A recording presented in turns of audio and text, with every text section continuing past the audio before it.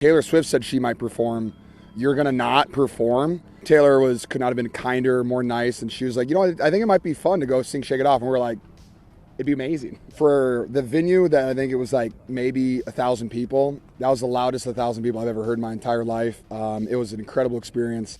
Taylor Swift and Travis Kelce basically turned a regular bar into a rom-com movie set. The internet's still recovering from their latest PDA fest, where they slow danced like the floor was lava and everyone else was invisible.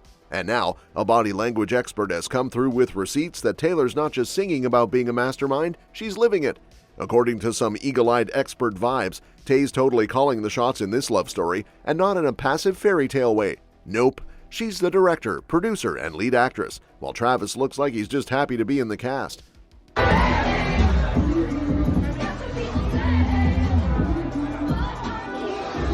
Taylor supporting Travis, Travis supporting Taylor. Feels like maybe they are in love. They are. Let's rewind a sec. Travis trying to pull a romantic power move, serenading her to shake it off like he's starring in the Bachelor NFL edition. Cute, right? But Taylor, she's stroking his head like he's a golden retriever who just fetched her Grammy. Full-on pet me energy. When they walk, it's his massive paw wrapping her hand, sure, but it's Taylor doing the hard eyes and scanning his face like he's her favorite lyric. And when it's time for a kiss, she's the one grabbing his face and going, "You will kiss me on the lips, sir," not on the cheek like it's a high five. Flashback to how it all started. Remember Travis showing up at her Eras tour with a friendship bracelet like a lovesick teen with a DIY Etsy order? She didn't meet him backstage then, but once he went all, "I want her on my podcast radar," things escalated quickly. Next thing we knew, they were a full-blown couple before that infamous Chiefs game everyone thought was their first date. Girl said hard launch on day one? Absolutely not. She had already soft launched, beta tested, and sent it to quality control.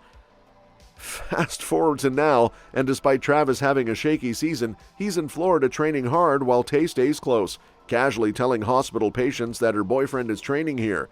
Casual, public, no hiding. Taylor's not just in love, she's running this show. And apparently that includes taking over Travis's Spotify too. So guess what? Mr. Blank Space is a lyrical masterpiece. Kelce has now suddenly decided that So High School is his favorite Taylor Swift song. Yeah, you heard that right. So High School. Favorite Taylor Swift song? I mean, I guess So High School. Can we get some lyrics? Chill out. Can we get some No, lyrics? no, I was just no, singing no. Blank I'm Space a nervous, minute dude. I'm ago. nervous. And the way he drops that bomb, like he's confessing a guilty pleasure on live TV. This man, who's known for grunting through tackles and trash talking with ease, turns into a blushing teenage fan when asked a simple question about his girlfriend's music. Swifties were expecting a confident mic drop, but instead got a stressed-out sigh, lip pursing, and then the world's most timid "I guess," followed by a full-body nope when asked to sing a line. No freestyle, no falsetto, not even a hum, just pure bashful energy. Naturally, the internet is spiraling. Some fans think she bullied him into switching allegiances like this is Swiftie Survivor. Others are fully melting over how adorably shy he looked. Like, actual comments include phrases like blushing and kicking his feet and disconcertingly cute. Disconcerting. That's the level we've reached. Meanwhile, people who have watched this man tackle 300-pound linemen for fun are shook that he even knows what nervous feels like. But hey, when your girlfriend writes breakup songs heard round the world, you'd be careful too. Now the conspiracy theories are spiraling faster than a Reddit thread at midnight. Some fans are dead sure he's hiding something, like maybe his real favorite is an unreleased track from TS12 and he's under strict Swift NDA. Others are betting on a surprise karaoke performance at the Lake Tahoe Celebrity Golf Tournament, where he did win last year and dedicated his victory to Taylor. If he busts out So High School there, let's just say the internet's not ready. But neither was Taylor for the firestorm that came after her surprise stage return at Tight End U. She was out there strumming her heart out, casually slipping into an acoustic Shake It Off and looking like the coolest girlfriend at NFL band camp, and then boom! A photo drops that breaks the Swiftie matrix. Not because she debuted a new song, not because Travis was flexing his biceps like it was arm day in gym class, but because the happy couple decided to pose for a pic with podcast bros Taylor Luan and Will Compton, aka dudes with very vocal MAGA energy. And the internet? Oh, it exploded. You'd think Taylor posted a selfie with a raccoon wearing a Make America Great Again hat, based on the reactions. Fans were practically hyperventilating, typing in all caps, questioning everything from her political alignment to her moral compass. The Swiftie subreddit turned into a full-on town hall meeting, with fans spiraling into "how could she" mode. Some went full True Detectives, saying Taylor is too media savvy to not know exactly what this photo would do. Others were like, girl hid like a pop star ninja for months, and suddenly she's fine being photographed with Trump bros? Then there's the other camp, the calmer Swifties who reminded everyone that she did endorse Kamala Harris, like on Instagram, right after a debate where Trump went off the rails with unhinged takes about pets and babies. These fans are basically saying, one pic with some NFL dudes doesn't mean she's throwing campaign parties at Mar-a-Lago.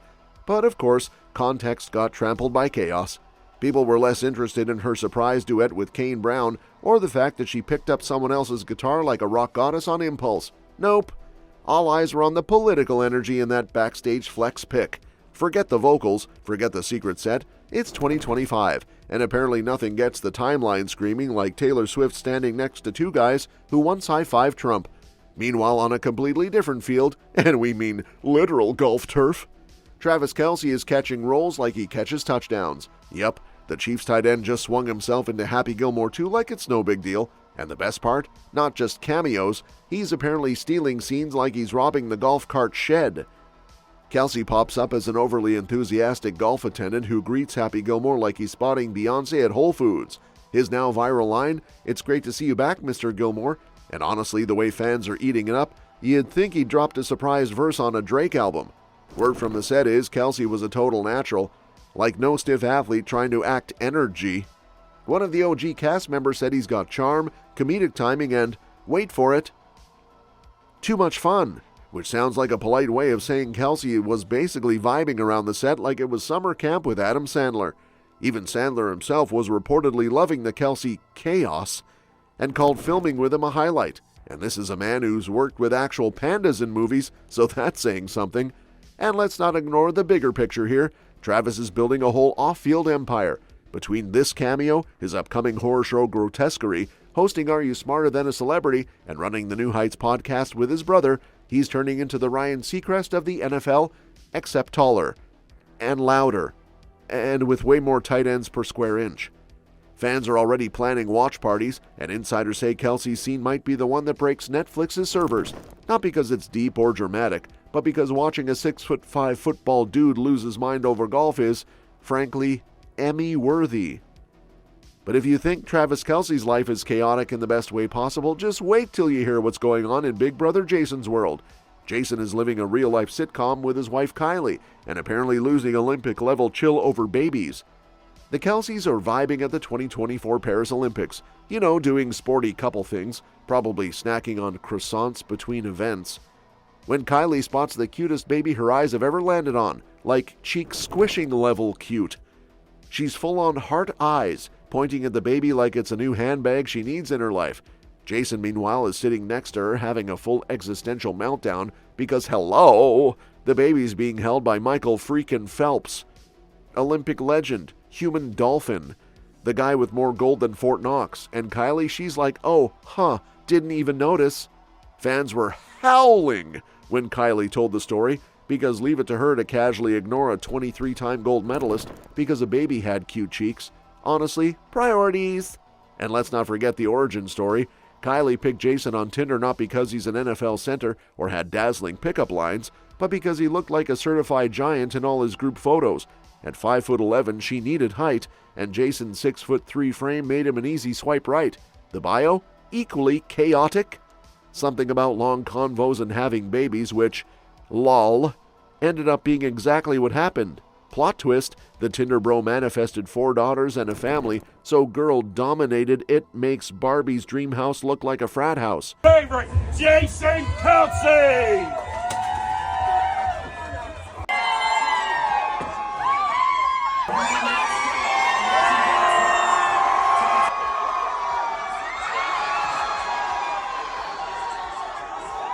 And just when you think it can't get better, Jason's now being roped into beach yoga sessions by Kylie and his Eagles teammates, probably wondering how he went from Super Bowls to downward dog.